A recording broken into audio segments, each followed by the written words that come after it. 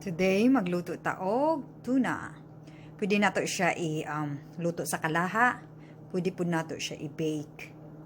So, very easy, no? Salt, pepper, cayenne pepper, unya, olive oil. Tapos, ang mga vegetable, pwede ra po nato i-follow. Lutoon nato siya sa kalaha. Kung i-bake, pwede ra siya iisa ratanan. Oh, I forgot, no? Nag-add po ko og extract sa lemon. Akong kuan halo sa tuna. That's it.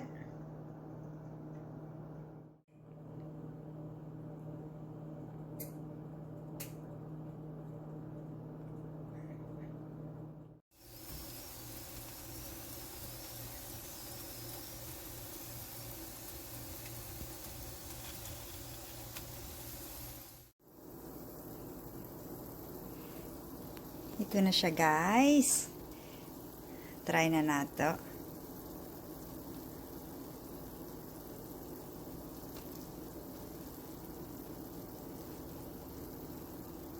Init.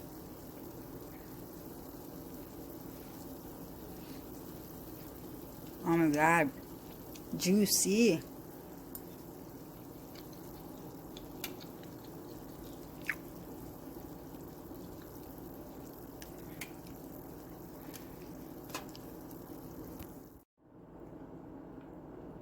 Try na tatong vegetables.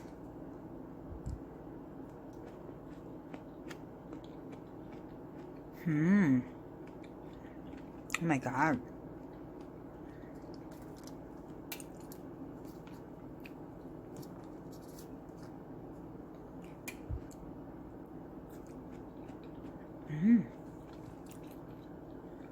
I know garlic.